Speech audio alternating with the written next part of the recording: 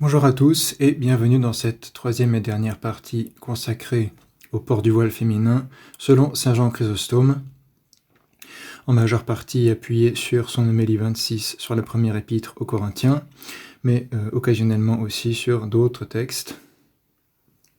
Et on a déjà abordé pas mal de choses dans les deux précédentes vidéos. Là, ça va encore parler un peu du port du voile en lui-même, mais aussi avoir quelques ramifications encore sur le rapport entre l'homme et la femme en général, puisqu'évidemment Saint Jean Chrysostome fait des va-et-vient et des digressions pertinentes dans son homélie là-dessus, où il s'adresse tour à tour aux femmes, aux hommes, aux maris, aux épouses, qui sont en gros le gros de l'auditoire de Chrysostome à Constantinople ou Antioche. Évidemment, ce sont des hommes mariés et des épouses. Donc, il s'arrête en particulier là-dessus, même si les ramifications dépassent le simple cadre marital, comme on l'a dit. Ça reste l'exemple par excellence du rapport entre l'homme et la femme. Donc, sans plus attendre, poursuivons, on va revenir un peu sur cette histoire de « à cause des anges », Viatus Angelus, brièvement, même si Saint Jean Chrysostome ne s'arrête pas beaucoup là-dessus, moins que Saint Cyril d'Alexandrie, mais dans un passage de son homélie sur l'Ascension, édité aux Sources chrétiennes, il, au passage, parle des anges et fait référence à ce passage de Saint Paul. Donc, ce qui est intéressant, c'est comment il cite Saint Paul ici. Voilà ce qu'il dit. « Et si tu veux voir à la fois des martyrs et des anges, puisqu'il parle aussi des martyrs qui sont présents dans l'église où il prêche, probablement à Antioche, c'est pour lui l'occasion, il prêche pour la fête de l'Ascension, 40e jour après la Pâque, c'est l'occasion pour lui de parler des anges qui accompagnent le Christ dans son ascension, et évidemment aussi de parler de la présence des martyrs à travers leurs reliques, comme il le fait beaucoup dans ses homélies en général. On peut très bien observer le culte des martyrs à Antioche. Donc, et si tu veux voir à la fois des martyrs et des anges, ouvre les yeux de la foi et tu verras ce spectacle. Car si l'air tout entier est rempli d'anges, à plus forte raison l'Église. Igar apashoair angelon empebliste, pollo malon i ecclesia. À plus forte raison ce jour présent où leur maître est enlevé vers les hauteurs. La fête de l'Ascension. Car l'air tout entier est rempli d'anges. Otigar apashoair angelon empebliste. Écoute ce que dit Paul lorsqu'il incite les femmes à avoir un voile sur la tête. Akushon ti pavlos, endrepontas ginekas, oste eichin kalima epithyskefalis. Et là, il va citer, ou paraphraser Saint Paul, les femmes doivent avoir un voile sur la tête à cause des anges. Ophilushin eiginekes kalima eichin epithyskefalis, viatus angelus. 1 Corinthiens 11, 10. J'ai mis CF parce qu'évidemment, c'est pas une citation littérale, c'est une paraphrase qu'il fait de tête, contrairement à son commentaire sur l'épître en particulier. Et on voit qu'au lieu de exousian eichin, il a kalima eichin. C'est-à-dire que pour aller plus vite, il donne le sens, pour lui le sens évident du verset, avoir exousian sur la tête, on avait vu avoir la puissance ou l'autorité, ça revient à avoir kalima sur la tête, et kalima, c'est le mot grec précis pour dire le voile que les femmes portent. Il y a kalima ou kaliptra dans le grec ancien, et kalima est le plus souvent utilisé. Et donc là, il a carrément substitué, comme je l'ai mis en note, kalima à exousian. Donc on a ophilushin eiginekes, les femmes doivent, ou se doivent d'eux, kalima eichin, avoir le voile, epithyskefalis, sur la tête. Ça montre son exégèse, encore plus son exégèse de ce passage, en accord avec saint Irénée de Lyon, comme on le verra déjà, qui au IIe siècle lit kalima, et en accord avec ce que lira après lui saint Théodoré de Cire. Donc il y a un consensus indéniable sur le fait que exousian eichin, ça parle du port du voile sur la tête pour les femmes. Et ce qui est encore plus clair chez Saint Jean Chrysostome, Saint Théodoré de Cire, etc., c'est que le voile est appelé ici exousian, en référence à l'exousia de l'homme sur la femme.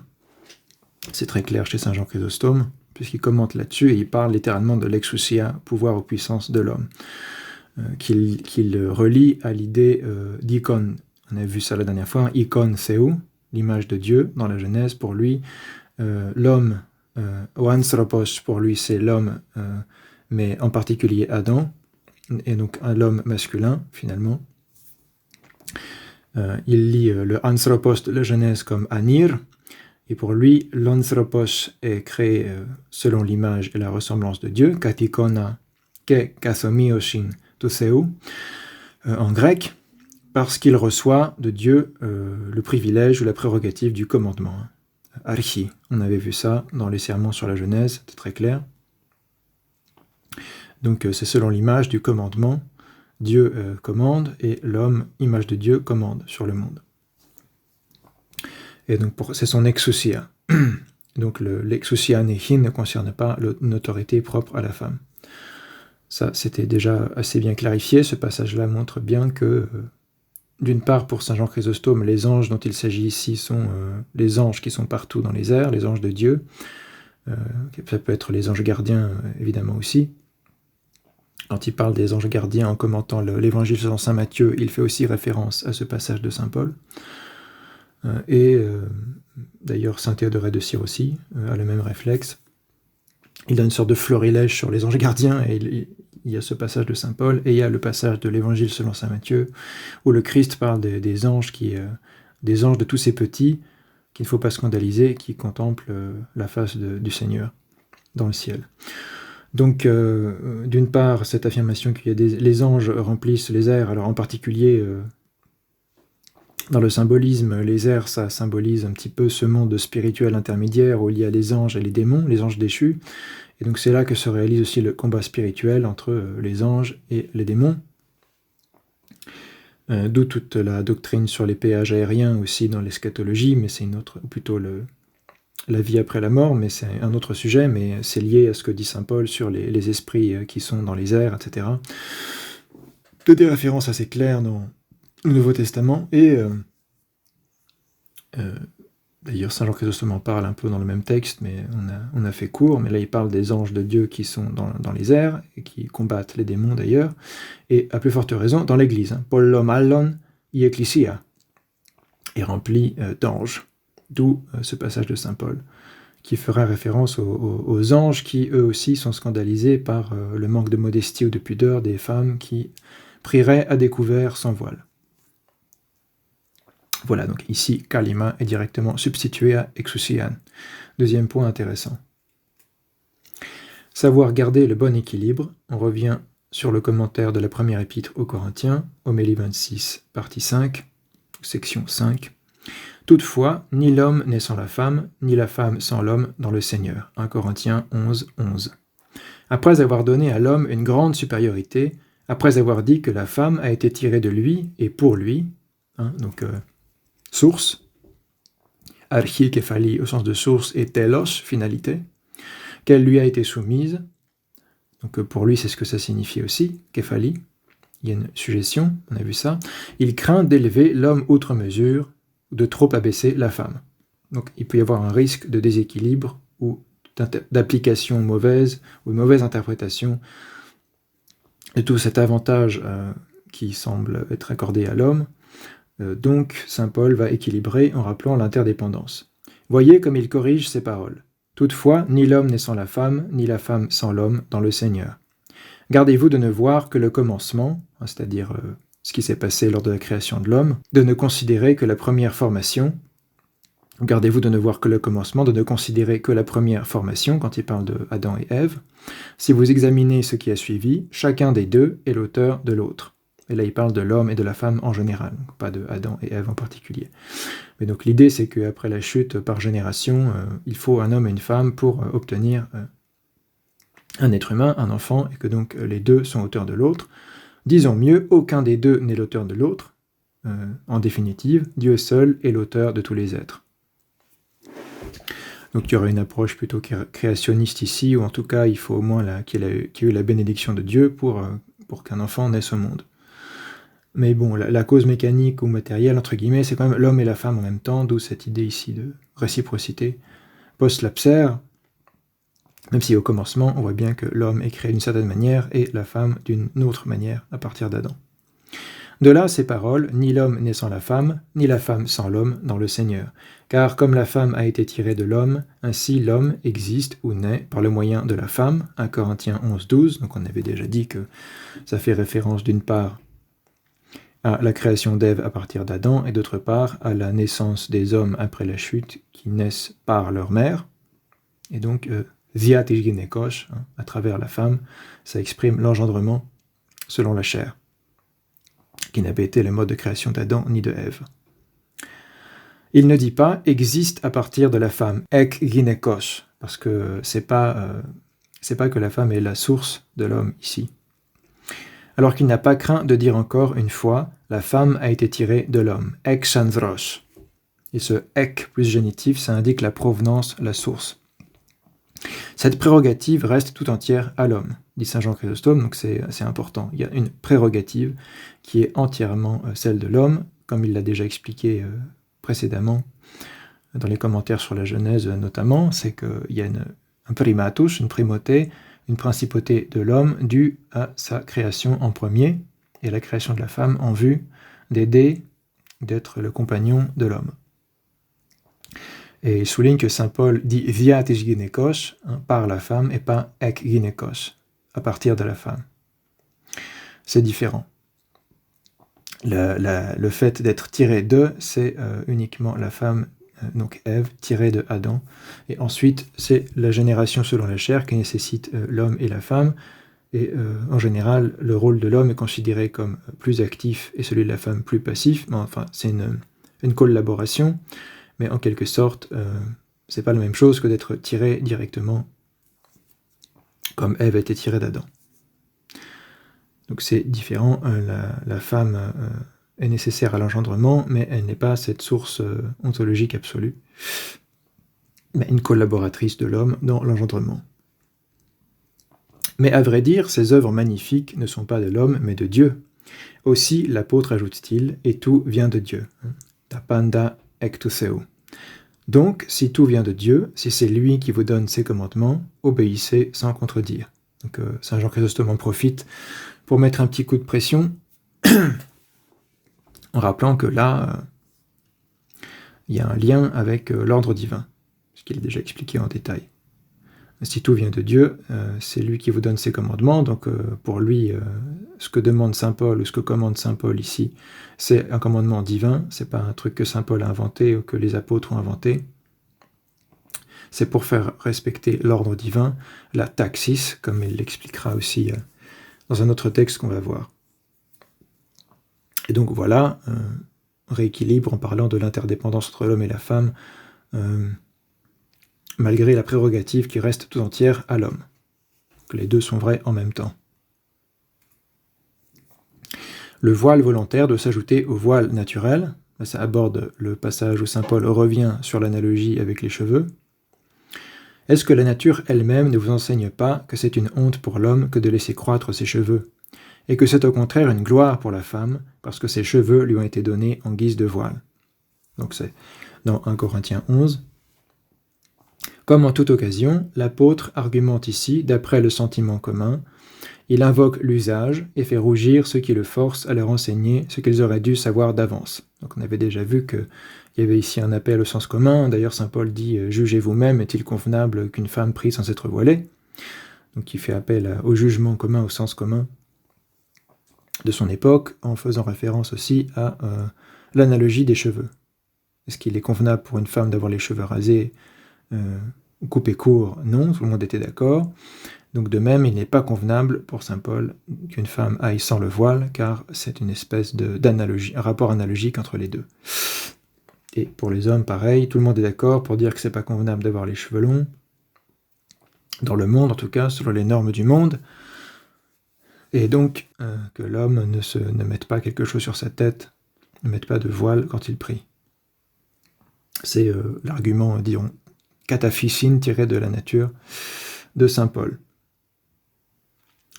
Donc, sentiment commun, invocation de l'usage, car de telles choses ne sont pas même inconnues des barbares, dit saint Jean Chrysostome, donc des peuples non romains. Donc, manifestement, Chrysostome dit que parmi les peuples qui ne sont pas romains, qui n'ont pas la culture romaine, donc qui sont appelés varvari par défaut, on observe aussi les mêmes coutumes. Ce n'est pas forcément universellement vrai, mais en tout cas, sans doute, il en existait. Donc, Saint Jean Chrysostome y fait référence. Dès lors qu'elle est ainsi voilée de ses cheveux, me dira-t-on, donc là il propose une objection qu'on pourra lui faire, dès lors qu'elle est ainsi voilée de ses cheveux, son voile naturel, entre guillemets, perivoleon, me dira-t-on, quel besoin a-t-elle de porter un autre voile? Donc déjà ce type d'objection possible.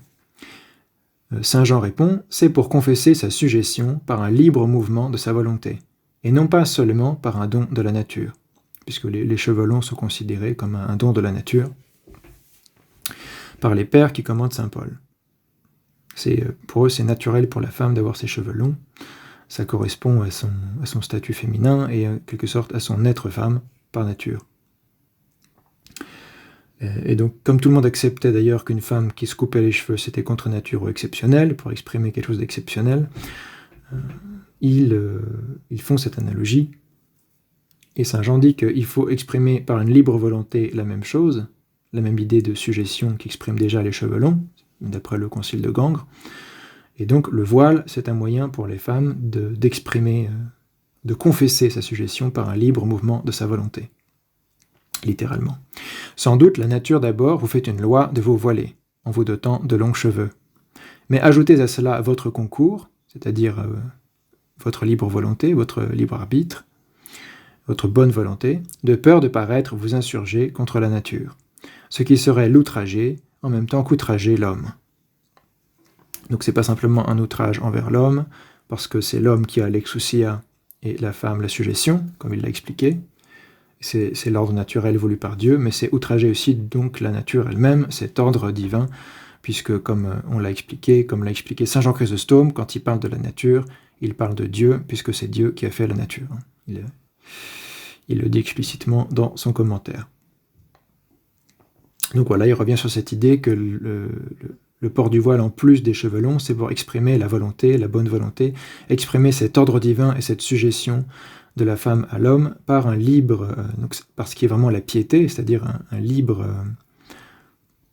acceptation et une libre manifestation de cet ordre divin, et non pas simplement par simple don de la nature, ce qui serait simplement les cheveux longs. On ne conteste pas l'enseignement des apôtres. Là, on arrive à la fin du passage de saint Paul, 1 Corinthiens 11, 16. Si quelqu'un paraît aimer les querelles, nous n'avons pas, nous, cette habitude, ni les églises de Dieu. 1 Corinthiens 11, 16. Qui clôt notre passage. C'est donc de la contention et non de la raison que de résister à de tels enseignements. Du reste, Paul tempère encore par là ses reproches, sans amoindrir la gravité de son discours, en faisant naître dans les cœurs le sentiment de la honte. Nous ne sommes pas accoutumés, dit-il, aux disputes, aux contestations, aux querelles. Il n'arrête pas là son affirmation, il l'étend aux églises de Dieu, montrant de la sorte qu'en n'écoutant pas, ils se mettent en opposition avec tout l'univers, c'est-à-dire avec toute l'Église universelle. Comme on l'avait dit, c'est une forme de proto-canon lérinien, puisque saint Vincent de Lérins n'a rien inventé. D'ailleurs, on dit le canon lérinien parce que c'est résumé et expliqué magnifiquement de manière synthétique par saint Vincent de Lérins, mais évidemment c'est un critère qui remonte aux apôtres. On voit déjà saint Paul faire appel à la pratique courante, à la coutume globale et universelle des églises de Dieu en général.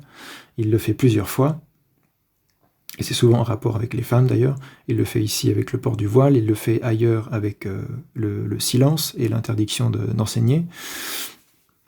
Dans l'épître aux Éphésiens et l'épître à Timothée, donc le premier épître à Timothée, et il fait à chaque fois appel à la coutume dans les églises de Dieu en général, pour bien montrer que c'est pas simplement lui qui invente quelque chose ou une exigence spécifique aux Corinthiens ou aux Éphésiens ou que sais-je. C'est vraiment la norme qu'il faut respecter, la taxis qu'il faut respecter dans l'Église. Donc je répète, saint Jean Chrysostome, il n'arrête pas là son affirmation, il l'étend aux églises de Dieu, et ecclesia tous montrant de la sorte qu'en n'écoutant pas, ils se mettent en opposition avec tout l'univers, c'est-à-dire avec toute l'Église. Les Corinthiens ont beau s'opiniâtrer, le monde entier désormais accepte de tels ordres et les observe, tant est grande la puissance du crucifié. Et ici, il fait référence évidemment à l'évangélisation et à la prédication apostolique dans le monde entier, dans tout le monde romain en tout cas, et en dehors du monde romain évidemment en Orient. Et donc c'est grâce à la grande puissance du crucifié que cette parole de l'évangile se diffuse partout par les apôtres, et que la même coutume est observée dans toutes les églises de Dieu. D'où cet argument du canon lérinien, du consensus, de l'universalité, etc. Évidemment, là, on a moins l'argument de l'Antiquité, parce qu'on est au tout début de l'Église, on est au 1er siècle, quand saint Paul écrit. Donc, l'argument de l'Antiquité n'aurait pas beaucoup de sens, mais il y a déjà l'argument de l'universalité, du consensus, parmi les églises fondées par les apôtres, et celles qui les suivent. Donc voilà, ça colle assez bien à ce qu'on avait déjà dit sur ce verset, 1 Corinthiens 11, 16. Il s'agit de tradition apostolique, saint Paul revient dessus pour clore la chose, et il avait commencé là-dessus, sur la tradition transmise par lui aux Corinthiens, qu'il fallait s'y tenir, etc. Ne pas se contenter des prescriptions extérieures.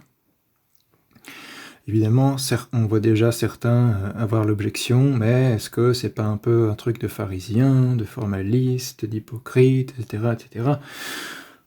Comme tout ce qui touche aux traditions que les gens ne veulent pas suivre. Mais en fait, évidemment, c'est pas parce qu'il faut faire quelque chose qui relève de la pratique, du rituel, de l'obligation liturgique ou autre, que ça veut dire qu'on peut le faire n'importe comment. Donc, Saint Jean Chrysostome va insister sur le fait qu'il y a une attitude qui va avec, il y a un esprit qui va avec, et que c'est pas le problème du formalisme, c'est pas le voile, c'est les gens qui ont une mauvaise attitude avec ce genre de choses. Que ce soit le voile ou d'autres choses, hein, ou même la prière, ça peut être la prière, ça peut être toutes sortes de choses dans la piété.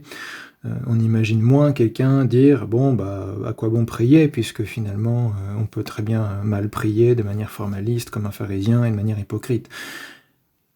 Évidemment, c'est pas ce que dit le Christ dans l'Évangile. Il montre le pharisien qui ne prie pas correctement, puisqu'il cherche à se justifier et à se présenter comme juste, et il montre le publicain qui prie correctement, puisqu'il se présente en pécheur, qui se repent et qui demande la miséricorde de Dieu. Donc il montre qu'il y a la bonne manière de prier, le bon esprit, qui est le publicain, et la mauvaise manière de prier, le mauvais esprit, qui est le pharisien. Donc le pharisianisme, ou le pharisaïsme, c'est le mauvais état d'esprit dans l'application de quelque chose, c'est pas l'application de la chose. C'est exactement pareil avec le voile. Le problème du pharisaïsme, c'est pas le fait de mettre le voile, et d'insister qu'il faut le mettre parce que c'est une tradition apostolique, mais c'est avoir un mauvais état d'esprit avec le voile, comme si juste le fait de mettre le voile le justifiait ou rendait supérieur, ou était une marque de justification, ou de sainteté, etc. Évidemment, ce serait faux. Mais c'est l'état d'esprit qui serait faux, et pas la pratique de mettre le voile. Et on pourrait faire ça à toutes les sauces, sur la vénération des icônes, des reliques, sur les croix, le port de la croix, les signes de croix, tout ce que vous voulez. On pourrait très bien faire le signe de croix de manière formaliste, avec pas le bon état d'esprit, et ça servirait pas à grand-chose. Et pourtant, personne ne dirait à quoi bon faire le signe de croix. Si je veux, je ne fais pas le signe de croix. Les gens trouveraient ça douteux et bizarre, et même scandaleux. Ils ne tireraient pas ce genre de conclusion. Mais c'est exactement pareil ici avec le port du voile. On ne peut pas tirer du fait que certains vont avoir un mauvais état d'esprit avec ces choses la conclusion que ces choses donc ne servent à rien et qu'il ne faut pas du tout le faire, et que ce serait une justification pour ne pas le faire. Ce qui semblerait absurde si on appliquait le même raisonnement à la prière ou à la vénération des icônes ou au signe de croix.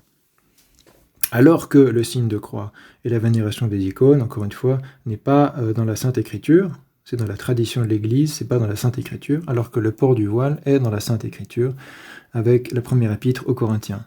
Donc il y a encore moins de raisons de raisonner ainsi, et pourtant on voit que les gens sont parfois plus enclins à raisonner ainsi avec ça, parce que tout simplement ils ne veulent pas remettre en cause des présuppositions idéologiques auxquelles ils ont déjà adhéré a priori, avant même d'adhérer au christianisme, ou sans se rendre compte que ces présuppositions ne sont pas compatibles avec le christianisme. Donc c'est le but aussi de ces vidéos et de ces lectures des pères de l'Église, pour se rendre compte des présuppositions mauvaises et erronées qui sont derrière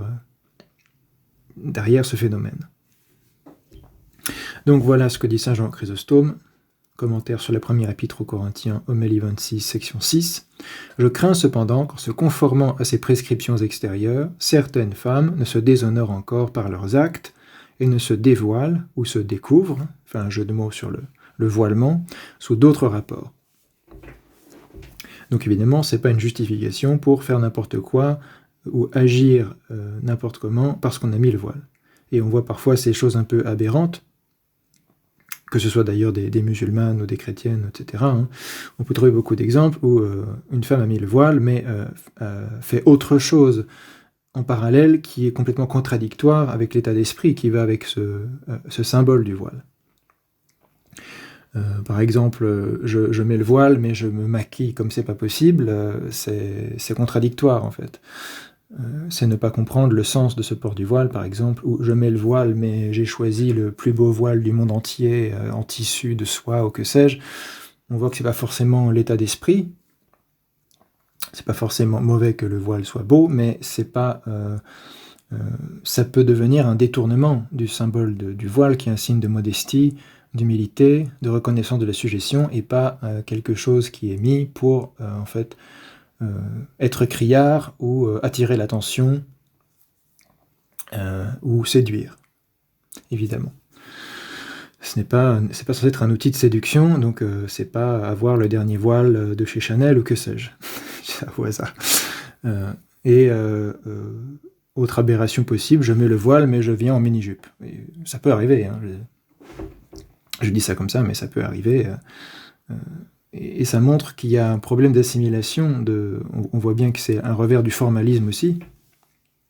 Un des revers du formalisme, c'est qu'on pense que mettre le voile, c'est juste mettre le voile, et on ne voit pas la cohérence ni la signification que ça a, et ça explique pourquoi quelqu'un peut mettre le voile et en fait venir en petite tenue par ailleurs, et ne pas se rendre compte que c'est complètement absurde. Et que la personne qui est en petite tenue sans voile est plus cohérente. C'est pas à encourager, mais elle est... au moins, on voit bien qu'elle ne met pas le voile parce qu'elle a décidé d'être impudique, ou parce qu'elle ne connaît pas l'anthropologie chrétienne, ou elle ne connaît pas la piété chrétienne, et il faut lui expliquer, etc. C'est aussi une question de découverte, de transformation de soi et d'apprentissage, pour les catéchumènes en particulier, ou ceux qui rentrent par curiosité dans l'Église. Mais une personne qui met le voile parce qu'elle sait qu'il faut le mettre, mais qui par ailleurs vient en mini-jupe ou en jean, ou s'est maquillée comme c'est pas possible, de rouge à lèvres, de mascara, on voit qu'il y a un problème de compréhension et d'assimilation de ce que signifie ce port du voile. Évidemment, saint Paul, par ailleurs, parle d'autres aspects de la modestie féminine, donc c'est là-dessus que va insister saint Jean Chrysostome. Aussi, l'apôtre ne se borne-t-il pas à ce qu'il a déjà dit, ici sur le voile, et va-t-il plus loin dans sa première épître à Timothée. Il veut que les femmes, et là il cite saint Paul, aient un vêtement convenable, se partent avec décence et modestie, ne portent ni les cheveux frisés, ni des ornements d'or. 1 Timothée 2, 9. Donc saint Paul n'était pas trop fan des femmes qui venaient avec leur plus bel attirail de boucles d'oreilles, de colliers, de coiffes, ou que sais-je, pour en jeter en quelque sorte, ou mettre en avant leur aisance sociale, ou être un peu bling-bling à l'église. Et saint Paul, c'est vraiment l'inverse de ça. La femme pieuse, évidemment, dans le christianisme, qui retient ici un aspect de la piété juive, évidemment. C'est la femme qui ne cherche pas à être bling-bling, à manifester sa richesse, à montrer qu'elle est la plus belle, etc.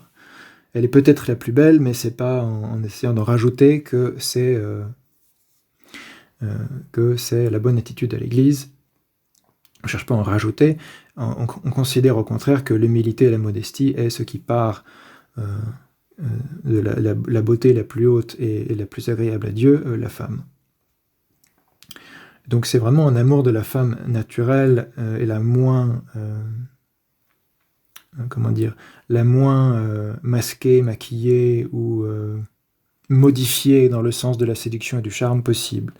Donc en quelque sorte, c'est une manifestation de la beauté de la femme naturelle, de simplement venir avec ce qu'on est et en toute modestie. L'inverse de ce que voulait Charles Baudelaire, justement. Charles Baudelaire, il veut la femme maquillée avec des bijoux, avec tous les artifices que la culture et la société peut lui offrir, parce qu'il déteste la femme naturelle, parce qu'il est misogyne, fondamentalement. Ce qui montre les limites de son pseudo-christianisme. Mais le vrai chrétien qui n'est pas misogyne aime la femme naturelle comme elle est, dans son plus simple appareil, entre guillemets, mais évidemment vêtue modestement, avec la pudeur nécessitée par ce que Dieu demande à l'homme et à la femme de faire après la chute. Donc, l'anthropologie biblique de la Genèse, de la Torah, qui est reprise et commentée par saint Paul. S'il faut qu'elle n'ait pas la tête découverte, et qu'elle présente constamment la marque de leur suggestion, donc saint Jean insiste, c'est pas une raison pour ne pas porter le voile, parce qu'il faut le faire, et que c'est la marque de leur suggestion. Alors pour lui, il faut le porter constamment. Mais ça, on a vu que c'était son point de vue, ce n'est pas forcément clair chez saint Paul. Pour lui, il faut qu'elle présente constamment la marque de leur suggestion, qui est le voile. Beaucoup plus doivent-elles la manifester par leur conduite, c'est-à-dire leur attitude globale, et pas simplement d'ailleurs comment on est habillé, ce qu'on porte, mais comment on se déplace, comment on parle, comment on bouge, comment on s'adresse aux gens, quelle attitude on a, quel état d'esprit on a par rapport aux gens à l'église, et tout ça fait partie de la piété, de la conduite, de l'ethos, de ethos en grec, excusez-moi. Ethos, c'est la coutume, ethos, c'est la conduite, le comportement, l'éthique. Et saint Jean Chrysostome rappelle donc à juste titre qu'il y a un état d'esprit qui va avec le voile, qui concerne en fait tous les aspects de la vie chrétienne, toute la piété, et c'est pas simplement ce qu'on met sur la tête ou pas, mais comment on s'habille de manière générale, comment on se présente à l'église, et aussi comment on parle, comment on bouge, comment on montre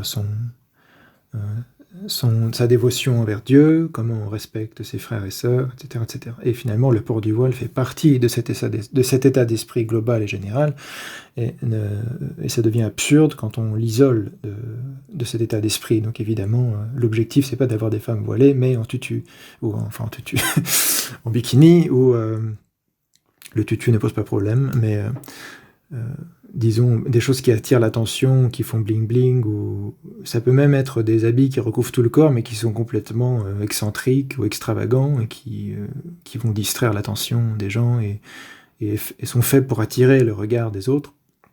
Ça peut être une espèce de grosse écharpe d'une couleur très flashy, à pompons, que sais-je. Enfin, j'ai vu des choses parfois assez hallucinantes. Et le problème, c'est que c'est pas, ça montre un manque d'attention pour les autres aussi, et pour Dieu et pour la piété traditionnelle. Il ne s'agit pas d'attirer l'attention des gens par ce qu'on porte ou par comment on agit. Il s'agit au contraire de venir avec humilité, modestie, simplement vénérer le Seigneur. Et donc, ça manifeste une attitude intérieure qu'il faut avoir. Donc c'est pas du formalisme quand on a compris que c'est la manifestation d'un état d'esprit, et que ces aspects formels sont là pour manifester et aider à manifester cet état d'esprit, et ne doivent pas être détournés dans un sens ou dans l'autre, ne doivent pas être détournés dans un sens où on perd l'esprit et où on considère qu'il suffit de faire quelque chose sans avoir l'intériorité qui va avec, ou la vision qui va avec, l'attitude qui va avec, et on ne peut pas non plus considérer qu'on peut faire table rase et se débarrasser de toutes ces traditions sous prétexte qu'on peut les faire avec un mauvais état d'esprit. Sinon, à cette aune-là, il n'y a plus de tradition du tout, on laisse complètement tout tomber, et on devient directement protestant, c'est plus simple et plus logique. Mais l'orthodoxie, c'est la voie du milieu. On n'en voit pas balancer la tradition sous prétexte que c'est celle des hommes, alors que non, c'est celle des apôtres qui ont été commandités par le Christ lui-même, et que les pères nous expliquent qu'il y a quelque chose de divin et l'expression d'un ordre divin derrière. Et en même temps, peut pas tomber dans un formalisme fade et qui enlève tout le sens spirituel de la chose. Et tout dans la liturgie chrétienne, tout dans la liturgie a un sens spirituel et théologique et est un enseignement spirituel profond, et c'est ça qu'il faut chercher à découvrir et à s'assimiler. Ça fait partie des outils que l'Église et que la tradition nous donne pour atteindre à la sainteté et au salut. Donc voilà, répétons, s'il faut qu'elle n'ait pas la tête découverte et qu'elle présente la marque de leur suggestion, beaucoup plus doivent-elles la manifester par leur conduite. Il ne s'agit pas d'être hypocrite. Ne pas fuir ses propres devoirs en accusant les autres, un autre point important sur lequel va insister saint Jean Chrysostome, c'est que certains peuvent être tentés de dire « oui, mais un tel ne fait pas ça, alors pourquoi est-ce que moi je devrais faire ça ?» ou je connais des hommes qui font pas ça, alors pourquoi est-ce que moi, en tant que femme, je devrais faire ça, etc.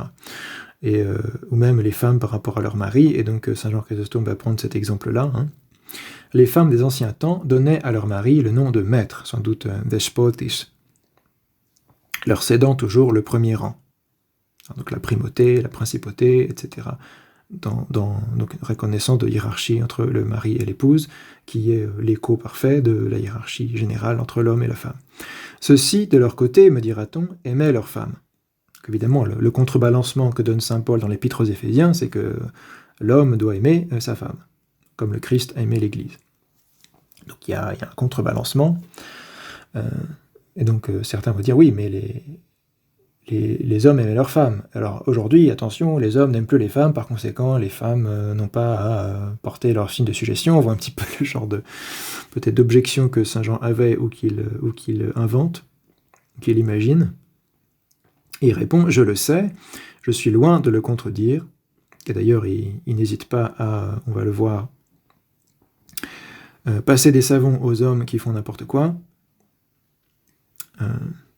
Mais c'est pas une bonne attitude, un bon raisonnement, parce que quand nous vous donnons les avis dont vous avez besoin, chaque problème a sa solution précise, chaque maladie a son remède précis, chaque avis concerne un cas précis. Donc quand on vous donne les avis dont vous avez besoin, et si ça s'adresse aux femmes, n'en appelez pas à de tels exemples. C'est-à-dire ne cherchez pas à mettre en avant d'autres gens qui font n'importe quoi pour excuser le fait pour acquérir le droit de faire n'importe quoi. On voit bien que c'est pas un très bon raisonnement. N'agissons pas de cette façon, et quand on nous reprend touchant nos obligations, n'allons pas chercher quelles sont les obligations des autres. Vous n'êtes pas disculpé parce qu'un autre sera mis en accusation comme vous. N'ayez qu'un seul but, de vous mettre à l'abri de tout reproche, puisque un père spirituel, un pasteur, s'intéresse au salut de la personne à qui il parle, et quand on s'adresse au cas particulier d'une personne, on ne cherche pas à traiter les autres cas. On ne cherche pas à refaire le monde, on cherche une solution précise à un problème précis. Or, les solutions pour les femmes sont une chose, et pour les hommes sont une autre. Sur ces thèmes, on a vu qu'il y avait une distinction nécessaire. Dans les rôles, dans les fonctions, etc. Adam rejeta la faute sur la femme, et la femme sur le serpent, référence à la Genèse, mais cette excuse ne leur fut d'aucune utilité. Gardez-vous, ô femmes, d'un pareil langage, appliquez-vous plutôt de toutes vos forces à remplir votre devoir envers l'homme. Lorsque je parle à celui-ci, à l'homme, l'exhortant à vous prodiguer son amour et ses soins, je ne lui permets pas de m'opposer la loi qui regarde la femme. Donc en gros, il explique aux épouses que quand ils parlent à leur mari, ils ne cherchent pas à les excuser, ils ne les laissent pas s'excuser en disant « ma femme fait ceci, ma femme fait cela », comme Adam, mais il leur dit la même chose. Occupez-vous de ce qui vous regarde et cherchez à être sans reproche plutôt que d'accuser votre femme. Donc quand il s'adresse aux femmes, il dit « arrêtez d'accuser votre mari en permanence, occupez-vous de ce qui vous concerne, concernant votre rapport à Dieu, votre vie spirituelle, en premier lieu. » C'est juste simplement reprendre le Christ, regarde la paille qui est dans ton œil. Enfin, il voit la paille qui est dans l'œil de son frère et pas la poutre qui est dans le sien, c'est un peu la même idée. Donc, Lorsque je parle à celui-ci, aux hommes ou aux maris, l'exhortant à vous prodiguer son amour et ses soins, je ne lui permets pas de m'opposer la loi qui regarde la femme, j'exige seulement qu'il accomplisse ce qui lui est prescrit, en tant qu'homme et en tant que mari. Ne vous informez de même que de votre devoir à vous, et soyez docile envers votre mari. Si vous pratiquez cette obéissance à cause de Dieu, c'est important que ce n'est pas une obéissance aveugle ou une obéissance pour obéir, c'est aussi à cause de Dieu, parce que c'est un ordre divin. Un ordre au sens de commandement, mais aussi au sens de taxis, une organisation, un mode d'organisation divin, un ordre des choses divin. Donc, cette obéissance à cause de Dieu, si vous pratiquez cette obéissance à cause de Dieu, vous ne songez pas à me représenter ce que l'homme vous doit. Vous ne songerez pas à me représenter ce que l'homme vous doit. Parce que là, il s'agit du rapport entre chaque personne et Dieu, directement. La piété, la vie spirituelle intérieure, ce que chaque personne doit faire pour être agréable à Dieu directement. Vous accomplirez avec zèle tout ce qui vous est commandé par le législateur, c'est-à-dire Dieu. C'est là surtout obéir à Dieu, puisqu'on respecte sa loi, quoi qu'on ait à souffrir de ce qu'un autre la transgresse. Donc, on voit très bien les qualités pastorales de Saint Jean Chrysostome, un des plus grands évêques et pasteurs de l'histoire de l'Église. Et évidemment, dans ses commentaires sur les évangiles et sur les épîtres de Paul, c'est vraiment les grands chefs-d'œuvre de la pastorale que tout le monde devrait lire, et surtout les prêtres, les évêques et les prêtres, bien sûr. Mais il a toujours des mots pour tout un chacun, pour tous les cas, tous les types de gens, de situations. Et ici, c'est pour les femmes et les maris. Mais c'est valable dans toutes sortes de situations. Si on veut avancer ou progresser dans la vie spirituelle, il faut s'intéresser en premier lieu en ce qui concerne nos propres péchés, nos propres manquements et comment s'améliorer, comment plaire à Dieu. On peut avoir un regard critique sur certaines choses, mais ça ne doit pas remplacer le travail sur soi. Sinon, ça devient un cercle vicieux, et c'est ça qui fait des hypocrites, des demi-chrétiens, des faux chrétiens, qui dégoûtent les gens. Que si on commence par le travail sur soi et qu'on porte un regard critique en parallèle, sans chercher à se dédouaner ou à accuser les autres de ce qui nous arrive, de ce qui ne va pas, de nos propres problèmes, on peut renvoyer une véritable image de la vie chrétienne. Porter sa croix, pour être disciple de Christ, il faut porter sa croix, et porter sa croix, ça veut dire regarder d'abord ses propres péchés, regarder la poutre qu'on a dans son œil, avant la paille qui est sur l'œil du voisin. Ça ne veut pas dire que la paille qui est sur l'œil du voisin n'existe pas, ou qu'on ne doit pas la remarquer. Ce sont deux excès, évidemment. Le laxisme ne vaut pas mieux que l'hypocrisie. Il faut qu'il y ait une bonne tension du combat spirituel. Et sans cette tension, il n'y a pas de progrès. C'est ça le problème, c'est que le laxisme enlève toute tension, tout combat, toute densité de la vie spirituelle, et c'est le sécularisme, et c'est la mort lente de la foi. Et l'hypocrisie, c'est vraiment une tension mal utilisée, et mal orientée, dirigée vers les autres, au lieu d'être dirigée vers les problèmes qui nous concernent, dans notre cœur, notre âme, etc. Saint Jean fustige ceux qui battent leurs femmes. Je voulais montrer ce beau passage de la même homélie, pour montrer que Saint Jean Chrysostome, son propos, c'est pas de dire simplement aux femmes d'obéir et aux hommes de faire ce qu'ils veulent, évidemment. C'est pas le propos de Saint Paul non plus. Donc il faut bien montrer comment il passe un savon quand il faut aux hommes qui ne se conduisent pas correctement. Volontiers, je comparerais cet homme, donc il parle d'un homme qui bat sa femme, volontiers je comparerais cet homme, si toutefois il est permis de lui donner ce nom, et je n'oserais pas même l'appeler une brute, à celui qui tuerait son père ou sa mère. Il vous est ordonné de quitter en effet votre père et votre mère pour vous attacher à votre femme, et vous ne leur faites point par là de tort, vous accomplissez la loi divine. Référence à la Genèse, c'est Dieu qui dit l'homme quittera son père et sa mère, il s'attachera à sa femme, donc c'est la loi divine. N'est-ce donc pas une extrême démence que d'insulter cet être pour lequel Dieu veut que vous quittiez les auteurs de vos jours? Donc, cet être, c'est la femme, et les auteurs de vos jours, c'est les parents. N'est-ce pas de la frénésie? Qui tolérerait, je vous le demande, une pareille honte? Quelle parole pourrait l'exprimer? quand les cris plaintifs se font entendre jusque dans les rues, quand les voisins et les passants accourent vers la maison de celui qui s'inflige une telle honte, comme si une bête féroce venait de pénétrer dans cette maison et la ravageait. Mieux vaudrait pour ce furieux être englouti dans les entrailles de la terre que de paraître ensuite dans l'agora. L'agora, évidemment, c'est comme le forum en latin, c'est la place publique, la place principale de la ville. Mais j'ai une femme, dira-t-il, d'un caractère indomptable. Donc classique, le syndrome d'Adam, c'est la faute de ma femme. Songez aussi qu'elle est femme, un être fragile et délicat, et que vous êtes homme. Vous avez été constitué chef, képhali probablement. Vous êtes à la place de la tête pour que vous supportiez la faiblesse de celle qui vous est subordonnée. Faites que votre puissance tourne à votre honneur. Et là, il parle encore de l'exousia. C'est intéressant pour nous, il parle de l'exousia de l'homme. Votre puissance tourne à votre honneur. Donc, cette autorité qu'il a sur la femme, il est constitué képhali et archi, chef, il est à la place de la tête, et ça, c'est une responsabilité christique d'amour et de sacrifice de soi aussi. C'est pas simplement une responsabilité de commandement. Enfin, toutes les responsabilités de commandement bien comprises sont une responsabilité de sacrifice de soi et d'amour. C'est comme ça dans l'Église, en tout cas. Peut-être pas comme ça dans le monde profane et dans la politique quand elle est mal comprise, mais c'est comme ça dans l'Église. C'est le Christ qui l'a dit. Donc, à ses apôtres, c'est celui qui veut être le premier, qui soit le serviteur de tous les autres, etc.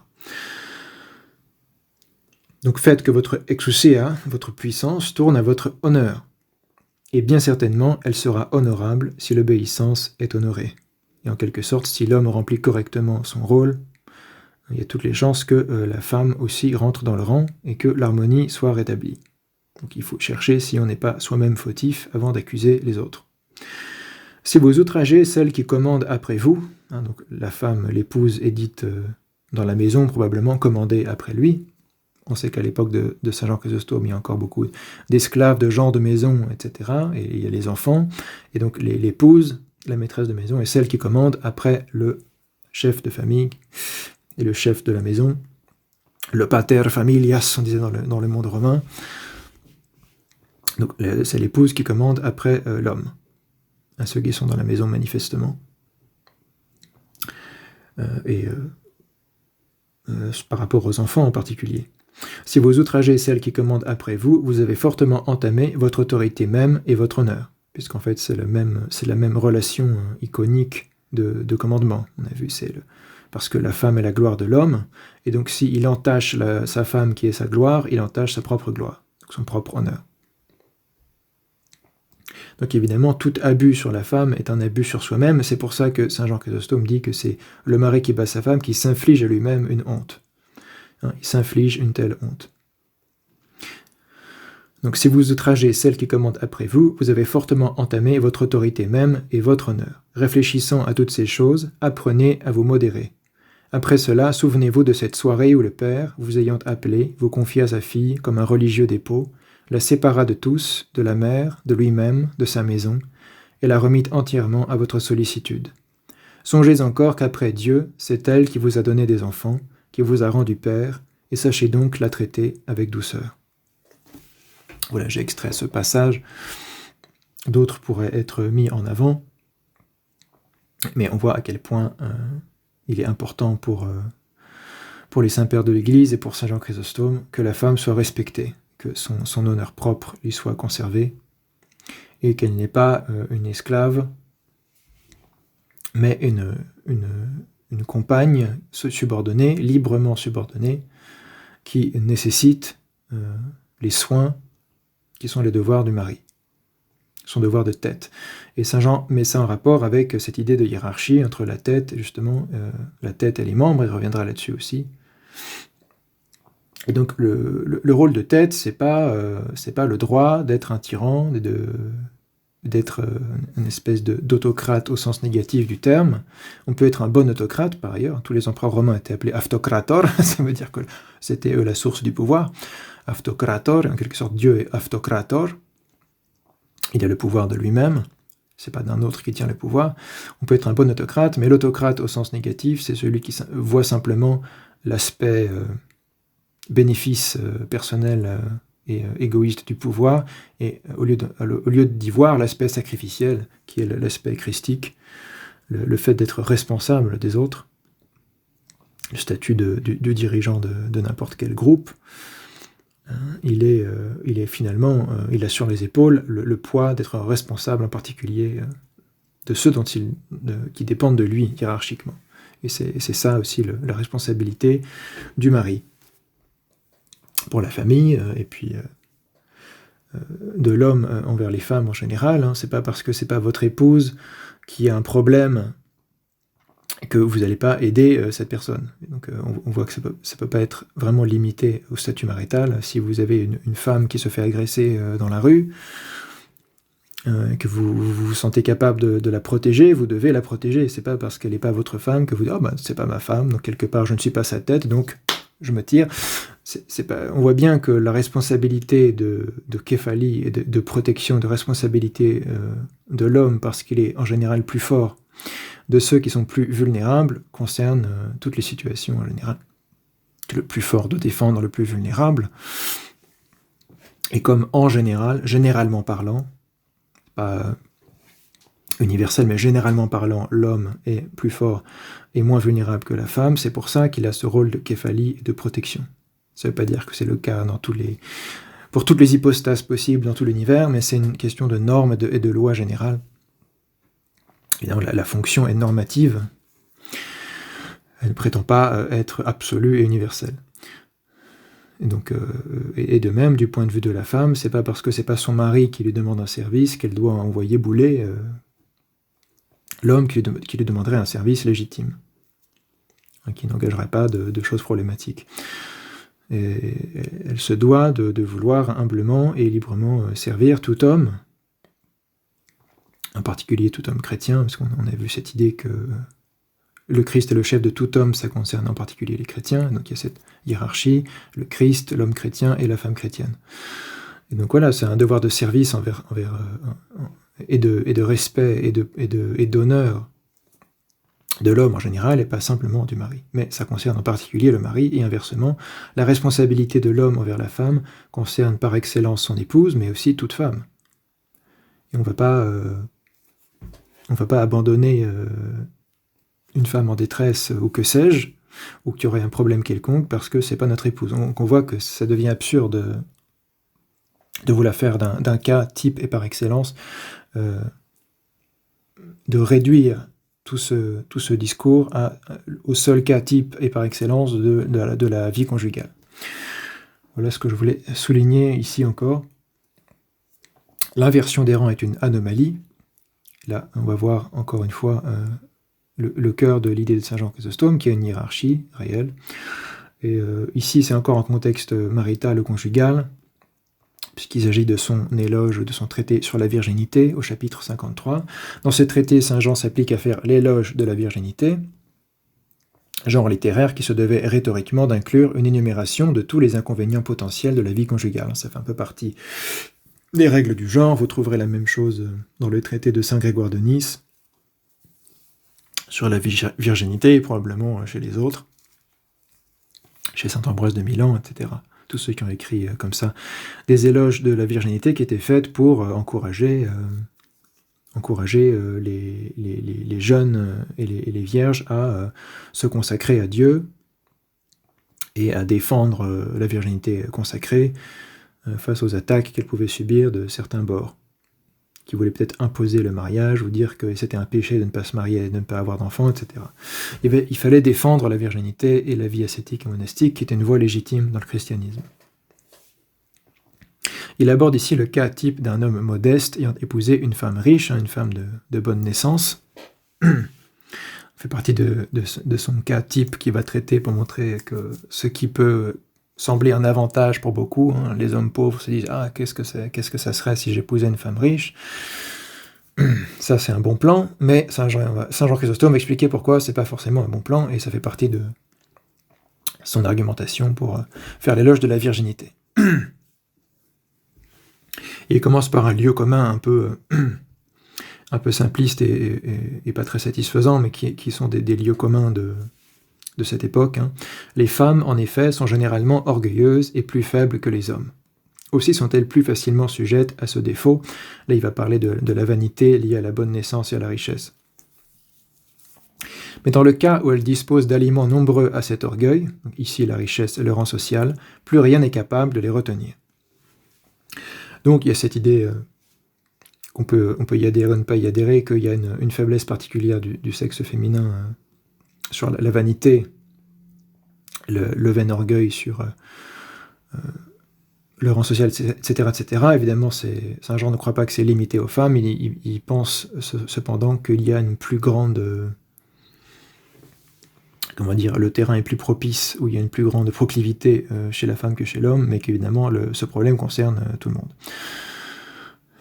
Donc il parle de plus faible que les hommes, ici manifestement c'est par rapport à cette idée de vanité. Bon, on peut considérer que c'est un lieu commun qui ne mérite pas d'être forcément repris, mais ce qui m'intéresse dans ce passage, c'est ce qu'il va dire par la suite, qui ça est vraiment basé sur le paradigme chrétien, la Torah, etc.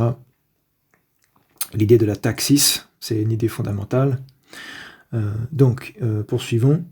Mais l'idée, c'est quand même que quand on donne des aliments en plus à cet orgueil, à cette proclivité, alors plus rien n'est capable de les retenir, et je trouve que c'est exactement ce qu'on observe avec le féminisme. Donc, à l'époque de Saint Jean Chrysostome, c'était peut-être, ou même à l'époque de Saint Paul, des femmes de haute naissance, comme j'avais déjà dit, les femmes de l'aristocratie se sont converties avant les hommes de l'aristocratie, et donc il pouvait avoir cette situation dans les premières communautés chrétiennes, et dans les grandes villes en particulier, se sont développés le christianisme, d'une majorité d'hommes de milieux plutôt modestes, même d'esclaves parfois, de citoyens romains modestes, et de femmes qui pouvaient être de la haute société, de l'aristocratie, etc. Et donc c'est cette espèce de déséquilibre dans les rangs sociaux, excusez-moi. Saint Jean Chrysostome revient un petit peu là-dessus. Et pour lui, la femme de bonne famille, c'est vraiment, malheureusement, la proclivité absolue à la vanité et à l'orgueil, donc c'est pas forcément une aubaine pour l'homme modeste, parce qu'il va juste se faire mépriser et se faire mener par le bout du nez par les caprices de cette femme de bonne famille. Ça ne veut pas dire que ça concerne toutes les femmes, ni toutes les femmes de bonne famille, mais vous comprenez bien que Saint Jean Chrysostome prend des cas types, des lieux communs, parce que c'est comme ça que fonctionne une argumentation rhétorique. On prend toujours des cas types, et on essaye de tirer des conclusions de ces cas types. L'idée n'est pas de faire une théorie absolue.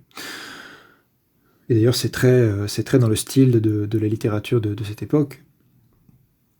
Et pas seulement de cette époque, évidemment. On prend des grandes idées, des gros traits, on force le trait, on montre des caractères.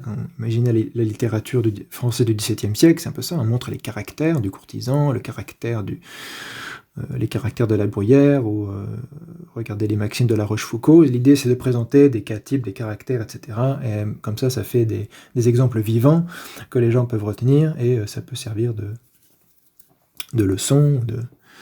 On voit très bien que c'est didactique et pédagogique aussi. Comme une flamme qui s'empare d'un combustible, elle se monte le cou à un point inouï. Manifestement, elle se monte le cou, ça veut dire qu'elle se gonfle d'orgueil. Renverse l'ordre des choses, tintaxin andistrefusi, et mettent tout sans dessus dessous. Panda anokekato piusin. Car la femme, riche de bonne famille, ne laisse pas l'homme modeste demeurer à sa place de chef.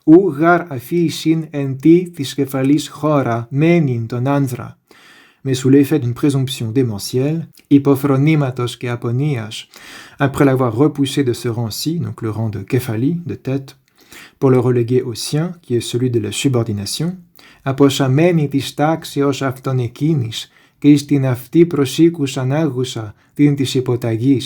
c'est elle qui devient la tête et le chef. Si on a les deux mots, képhali, archi, donc là je traduis képhali par tête et archi par chef, mais on sait très bien que chef étymologiquement c'est kaput qui est la tête. C'est pour ça que je traduis dans la phrase au-dessus képhali par chef. Sa place de chef, c'est sa place de tête. Ti tis képhalis chora. Mais là, comme la képhalie et archi, évidemment, Kephali veut dire littéralement la tête, qui est aussi l'étymologie de chef, et archi veut dire chef au sens actuel et le plus courant. C'est archi, celui qui a la position du commandement, celui qui gouverne. On pourrait dire qui devient le chef et le gouvernant. Kephali, kearchi. Que peut-il bien y avoir de pire qu'un tel désordre ou anomalie? Ti untaphistis anomalias chiron genitan. Quoique le mot en grec anomalia, qu'on peut traduire par désordre, mais qui est l'étymon du mot français anomalie. Une anomalie, c'est un désordre, quelque chose qui sème la zizanie, qui sème le désordre. C'est ça, une anomalie, c'est pas simplement une petite erreur, c'est quelque chose qui met tout en dessus-dessous, et qui n'est pas normal. Donc les phrases importantes ici, c'est in taxin andistrefus, on renverse l'ordre des choses, ici taxis. C'est bon que je rappelle souvent, qui peut signifier l'ordre, ou qui peut signifier aussi le rang en particulier, et c'est pareil dans l'ecclésiologie, le rang des églises, ou l'ordre d'honneur des sièges épiscopaux. Donc là, on a d'abord in taxin andistrefus, renverse l'ordre des choses, et plus loin,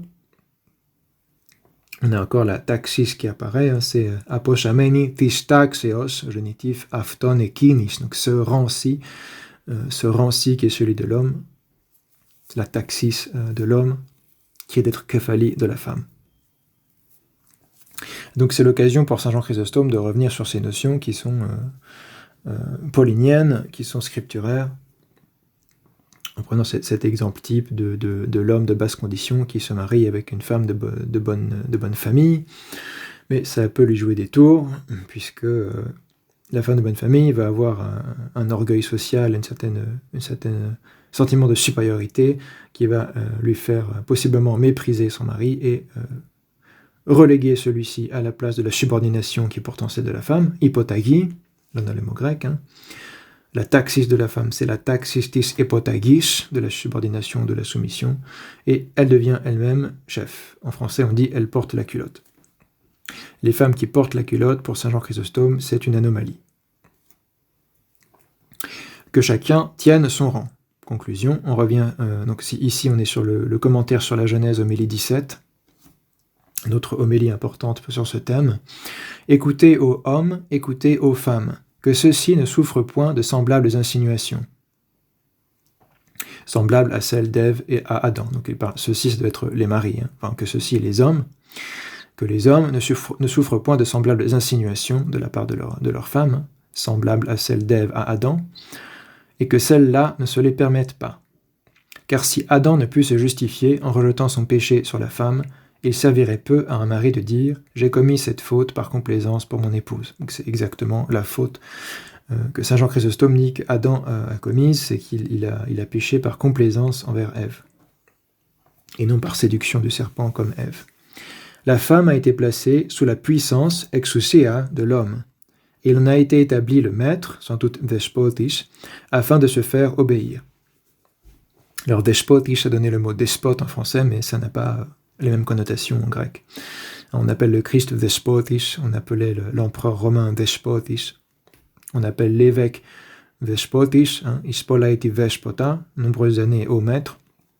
Ça donnait despote, mais ça n'a pas de connotation péjorative comme despote en français. Donc il en a été établi le maître afin de se faire obéir. Les pieds ne doivent point commander à la tête. Et néanmoins, nous voyons trop souvent que celui qui par son rang devrait être la tête, kephali, s'abaisse à devenir les pieds. Donc des hommes qui refusent de porter la culotte, entre guillemets, qui est un problème tout aussi grave que des femmes qui veulent prendre leur place et usurper leur rang, leur taxis. Et que celles qui devraient être les pieds s'attribuent les fonctions de la tête. Bon, ça peut sembler pas très honorable d'être les pieds, mais c'est pas péjoratif ici chez Saint Jean Chrysostome. L'idée c'est que c'est la tête, c'est le cerveau qui envoie le mouvement au pied, mais évidemment c'est grâce au pied que le corps marche. Donc l'idée c'est pas de dire qu'elles sont les pieds parce qu'elles n'ont pas de valeur, mais au contraire parce qu'elles ont un rôle fondamental pour que le couple, la famille chrétienne fonctionne. Les pieds, c'est la fonction du mouvement, c'est la fonction de la marche, de la bonne marche. Et pour marcher droit, il faut un rapport harmonieux avec la tête. Il ne faut pas que les pieds se prennent pour la tête. Il ne faut pas que les pieds envoient des ordres pour que la tête marche, mais c'est la tête qui envoie des ordres pour que les pieds marchent et que tout puisse marcher, puisque si les pieds ne marchent pas, le corps ne marche pas. Donc il faut comprendre ça aussi avec tout le contexte paulinien de l'Église, corps du Christ, et du Christ, tête de l'Église, etc. C'est pas pour rabaisser la femme outre mesure, mais c'est pour dire que sa fonction, qui est importante, n'est pas celle de la tête, et que c'est important que l'homme assume la fonction de la tête. C'est important pour son bien-être spirituel, pour son bien-être social, pour son bien-être comme homme dans la famille et dans la société. Cependant, il appartient à l'homme de repousser vivement tout mauvais conseil que la femme se permettrait de lui donner. Il est quand même responsable de ce qu'il fait, il ne peut pas juste dire « c'est la faute de la femme, c'est la faute de la femme ». Ça ne marche pas, Adam a essayé, ça n'a pas changé. Grand-chose à sa propre faute et donc à son propre châtiment. Et celle-ci ne doit jamais oublier le châtiment dont Ève fut punie pour avoir suggéré à Adam cette funeste désobéissance. Elle doit encore, loin d'imiter Ève et de reproduire ses criminelles insinuations, tirer leçon du malheur de celle-ci, et ne jamais donner à son mari un conseil qui ne serait pas salutaire et utile à l'un et à l'autre. Donc utile pour l'un et pour l'autre. Donc voilà, à chacun son rang, à chacun sa fonction, et que l'homme prenne ses responsabilités et ne fasse pas retomber tous les problèmes sur sa femme, parce qu'il a lui-même la responsabilité de reprendre sa femme quand il y a un problème, de ne pas accepter ses conseils s'ils sont mauvais. Il ne sera pas excusé par complaisance, puisque Adam n'a pas été excusé pour sa complaisance, il a été condamné avec Ève.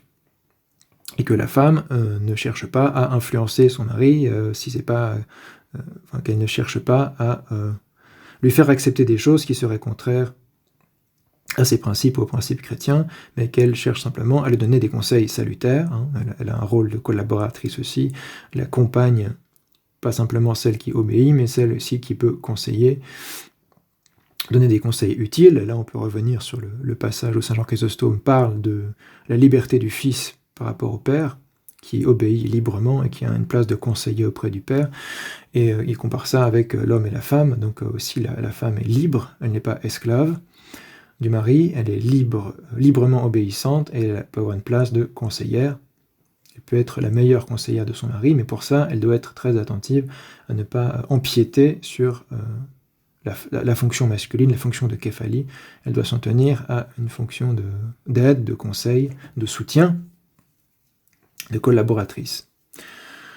Tout ça est important, et si chacun tient son rang, ça fait une collaboration très forte, très efficace.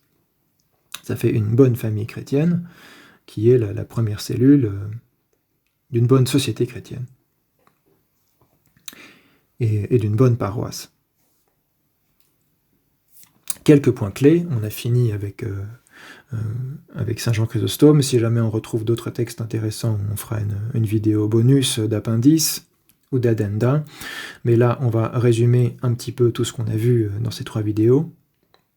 Saint Jean Chrysostome souligne qu'il s'agit ici de transmettre une tradition apostolique et qu'il y a là un enjeu pastoral majeur. Saint Paul est décrit comme le sage médecin de son troupeau. Ceux qui résistent sont des orgueilleux spirituellement malades. Les ramifications christologiques et triadologiques, c'est-à-dire la théologie sur l'incarnation du Christ et la théologie trinitaire, du passage, le poussent à affirmer à la fois la consubstantialité et l'égalité d'honneur, homotimia, du Père et du Fils, ainsi que de l'homme et de la femme, même dignité humaine, et à souligner qu'il y a là une liberté dans l'obéissance, qui n'est pas comparable à l'asservissement de l'esclave à son maître. Le rapport hiérarchique homme-femme a 2 motifs. L'un pré-lapsaire, c'est-à-dire avant le péché ancestral, avant la chute, primauté ontologique d'Adam et son mode de création propre. L'autre conséquence du péché ancestral, sujétion de la femme par injonction divine. Genèse 3,16. Le port du voile est intrinsèquement lié à cette conception anthropologique ancrée dans la Genèse. Il constitue un symbole important d'obéissance et de sujétion de la femme à l'homme. Ne pas porter le voile revient à rejeter et bouleverser l'ordre établi par Dieu, la taxis dont on vient de parler. établi par Dieu pour le bien de l'humanité. On a vu que c'était un correctif apporté au péché ancestral pour le bien, une économie pour le bien de l'humanité. Saint Jean y voit à la fois un péché de désobéissance, celle qui refuserait de porter le voile à l'Église et même en permanence selon lui, il voit à la fois un péché de désobéissance et de convoitise, puisqu'il y a à la fois l'idée qu'on ne va pas respecter ce symbole, on ne va pas porter ce symbole de la sujétion de l'ordre divin, et de convoitise parce que ça peut sous-entendre qu'on cherche à usurper la prérogative de l'homme, sa primauté ou sa principalité, son statut de képhali, la képhalité de l'homme, si vous voulez. Donc péché de désobéissance et de convoitise qui imite la transgression d'Ève. Et c'est pas un hasard. En tenant son rang, la femme conserve l'honneur qui lui est propre. L'homme doit assumer son rôle de tête, képhali, avec vigilance et douceur. Et je voulais souligner aussi tout à l'heure, quand saint Jean Chrysostome parlait du fait que si on lui donne de nombreux aliments, si on alimente l'orgueil de la femme, on ne peut plus la retenir, si on lui donne des encouragements à usurper la place de l'homme et des encouragements à ne pas respecter cet ordre, ça donne un dysfonctionnement énorme et un problème dans l'éthos chrétien en général. Et c'est l'un des dangers fondamentaux du féminisme et de l'influence du féminisme dans l'Église aussi, chez les chrétiens. Parce que le problème, c'est que ça crée des femmes très très orgueilleuses, très très orgueilleuses. On n'a jamais eu autant de femmes orgueilleuses que dans notre civilisation, à cause du féminisme en grande partie, parce que on éduque ces femmes avec toutes ces idées-là, qu'être femme, c'est être c'est que des trucs géniaux, c'est tous ces trucs géniaux. Tous ceux qui émettraient des critiques sur tel ou tel point de l'idéologie féministe, c'est des misogynes, ils n'ont rien compris, c'est des imbéciles. On les méprise, parce qu'évidemment, toutes les idéologies révolutionnaires, y compris le féminisme, encouragent positivement le mépris des gens. Être méprisant, c'est une condition sine qua non. Donc c'est ce que provoque le marxisme, le féminisme, toutes ces idéologies révolutionnaires qui ont un fondement satanique.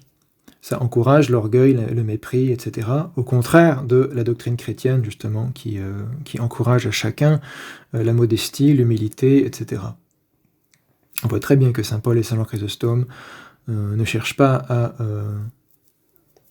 à favoriser l'orgueil des hommes, en disant que les femmes doivent être modestes. Au contraire, dès qu'ils en ont l'occasion, ils rabattent l'orgueil mal placé que les hommes peuvent avoir aussi, puisque ça crée un désordre également. Si les hommes font n'importe quoi, si les hommes se comportent comme des tyrans, qui battent leurs femmes, qu'ils abusent de leur autorité, si la tête fait n'importe quoi, c'est le désordre dans tout le corps. Mais si le corps ne suit pas la tête, c'est le désordre aussi, et donc le christianisme cherche l'équilibre qui est selon Dieu. Mais le féminisme et l'égalitarisme absolu cherchent à attiser la lutte entre les sexes, entre les classes, entre tout, attiser et souligner les blessures de la chute pour en faire des outils de guerre culturelle, de guerre sociale, etc., au nom d'utopies qui sont irréalisables et qui ne sont pas réalistes et qui ne prennent pas en compte la nature humaine telle qu'elle est, et qui ne peuvent produire que plus de destruction de la civilisation, des fondements de la civilisation, donc y compris de la famille, évidemment. Et c'est fondamental, selon moi, de protéger et les hommes et les femmes de ces idéologies. Et le féminisme est une idéologie qui a des conséquences catastrophiques dans notre civilisation, qui n'est plus une civilisation du tout, à cause de ça, d'ailleurs. Ça a été une grande civilisation, probablement, mais ce n'est plus une civilisation du tout, c'est une contre-civilisation. Et c'est à cause de ces idéologies complètement radicales et, on pourrait dire, anarchiques au sens étymologique, puisqu'il s'agit de s'opposer à tout ordre possible, et à dire qu'il n'y a pas d'hierarchie, qu'il n'y a pas d'ordre, etc., si on pousse les choses à bout. Il n'y a plus de archi, il n'y a plus de commandement, il n'y a plus d'ordre. Et c'est le contraire de toute civilisation normale, qui fonctionne parce qu'on a une vision du monde, qui organise le monde, qui organise la société, qui organise les fonctions, pouvez voir ce que Georges de Mézil a à dire sur les fonctions chez les Indo-Européens, mais dans toutes les sociétés, toutes les civilisations qui ont fleuri et qui ont été de grands exemples de civilisation humaine, c'est basé sur une taxis et sur un paradigme qui organise le monde, qui organise la société, qui organise l'homme par rapport à tout ce qui l'entoure, par rapport aux choses spirituelles, par rapport aux choses de ce monde, etc. etc. Et organisation des fonctions, tout simplement. Et ça, c'est bien, c'est normal. C'est selon Dieu. Ça peut être mal fait, mais c'est normal d'avoir cette chose civilisatrice qui est l'organisation des fonctions. Et c'est là-dessus qu'il faudrait réinsister face à ces idéologies anarchisantes. Et la manière dont la chose est harmonisée, équilibrée dans le christianisme, c'est par l'amour, par l'agapi, et par les vertus chrétiennes, hein, la charité, l'agapi, l'espérance, hein, elpis, et la foi, pistis, les vertus théologales de saint Paul, et par toutes les vertus. Comme tout le monde, hommes et femmes, et quel que soit son rang social dans l'Église, cherche le même idéal de sanctification, doit acquérir les mêmes vertus, etc. C'est ce qui équilibre et donne un fond fondamental d'égalité entre tous les chrétiens. Mais ça ne doit pas annuler les fonctions, ça ne doit pas annuler la taxis, ça ne doit pas annuler tout ce qui permet de fonctionner sainement en société et en Église, chacun ayant la place qui lui convient selon Dieu, etc. Et ça a aussi des ramifications pour la question du sacerdoce. Donc ce sera intéressant de voir ça à part. C'est une question à part, hein, les femmes et le sacerdoce. Pourquoi sont-elles exclues du sacerdoce ? Vous voyez bien que c'est en lien intime avec les choses dont on vient de parler vis-à-vis du port du voile. Et donc ça peut être une autre porte d'entrée sur la doctrine biblique et patristique de l'homme et de la femme, c'est le sacerdoce. Et pourquoi est-ce que c'est une fonction exclusivement masculine ? Et pourquoi est-ce que ça rejoint ce que saint Paul enseigne sur l'autorité de l'enseignement, etc. Voilà, on va s'arrêter ici. J'espère qu'on aura l'occasion de revenir sur ces thèmes sous différents aspects, sous différents angles, sous différentes perspectives, pour enrichir le propos et montrer qu'il a des ramifications assez nombreuses et assez importantes. Au nom du Père et du Fils et du Saint-Esprit. Amen. Oh